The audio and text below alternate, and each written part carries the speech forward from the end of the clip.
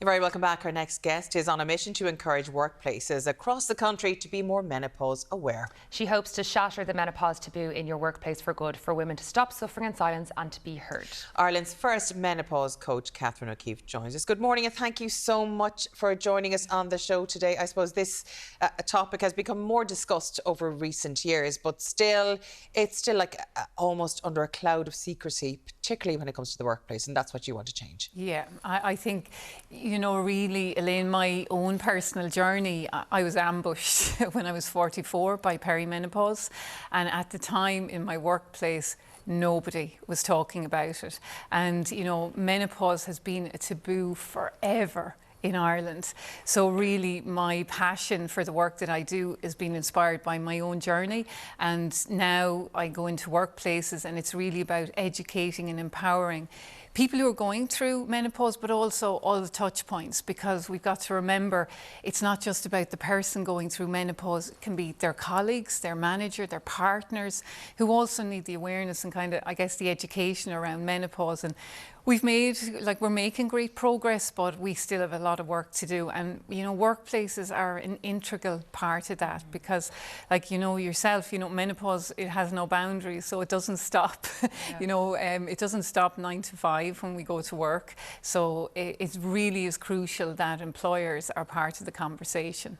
So you believe that every workplace should have a menopause champion. What would that person do? Yeah, I think it's great for me to come in and do, workshops, training sessions, etc. But you need continuity, you need strategic, long-term. So I can come in and I can help open the conversation, but then you need to keep it alive. And that's where the menopause champion or ambassador becomes a really integral part of the company culture. Because then that person can be there to look for opportunities to keep the menopause conversation alive, but also they're there for, somebody maybe is just not comfortable talking to their manager.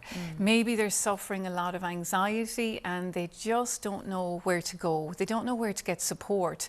And a menopause champion can be that signpost. They're not there to be experts, but they can be there to kind of tell you, maybe, is there a menopause policy in the company? What are the arrangements around maybe the employee assistance program? What supports? How can you open the conversation with your manager? Things like that. So a really, really important role. And I think a lot of workplaces are realising the importance of it now, similar to the role of the mental health first aider. So, workplaces realise that, women need support in this chapter, and it is a chapter in our lives, and it's important that women are retained in the workplace. Yeah, hugely that's important. hugely important, because we are in certain levels in employment. We're experiencing a brain drain, and women actually, if they have all these symptoms, I mean, we're not just talking about, your period stopped. That's not it. There's anxiety, there's brain fog, there's hot flashes, there's depression, there's physical and mental symptoms, and it can go on for a decade. Yeah. And at that point, some women are like, do you know what? I'm not going to go for this promotion. I'm not going to stay in this stressful job because everything else is going on. I'm not supported in that. And we need to address that from a practical and economical point of view, never mind anything else. Totally. I did a workplace survey back in 2021, and 1 in 3 women reported that they considered giving up their jobs. And if you look at why was that, it was because, just as you mentioned, the brain fog and the anxiety. And if you're experiencing that in work, it means that if you've got brain fog and you're not remembering things, or you're making mistakes, what happens? Your confidence, your self-esteem is impacted. And you do get to a stage where you question, am I able for the job? And then you're also kind of struggling with, might be the sandwich years, you might have young children, aging teenagers, you might be caring for parents. So there's a lot going on at the same time. And so it becomes really challenging to manage those symptoms in the workplace. And that's why, the education is so important across all of society, but particularly in relation to the workplace, and understanding there is more to menopause than hot flushes. The anxiety for many women, and you'll have so many women who never experienced anxiety before, and all of a sudden it's like this whole black cloud comes over them, and the mood swings and everything, and that's very, very challenging. So what advice would you have for women, Catherine, who are going through this and are maybe considering dropping out of work because they just can't handle it? So what's their first port of call there? Yeah, I think it really saddens me when I hear that, because once you know what your management options are and where you can get support, then no woman should be suffering in silence in the workplace. They really shouldn't, and that's why, you know, my mission is to shatter that taboo. But it's really important is get support, and you know, in your workplace it's looking at, maybe if there isn't a menopause champion, maybe it's talking to your line manager if you feel comfortable. If you don't, maybe it's HR. A great support in the workplace can be the employee assistance program, particularly if you're just struggling and you need someone to talk to, and just kind of even someone just to tell you, listen, this is normal and this too shall pass.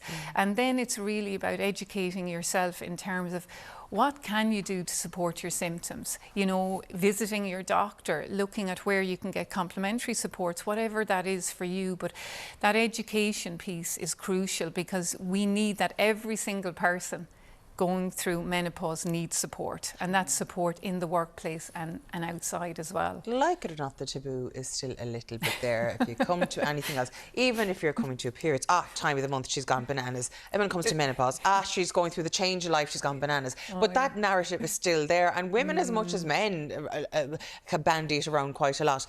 What can we do to change it now at this stage? Because we've been talking it for ages. Like you were talking about 44 when it hit you across the back of the head. I was a decade younger than you, and I hadn't a clue what was going on. I was misdiagnosed for years.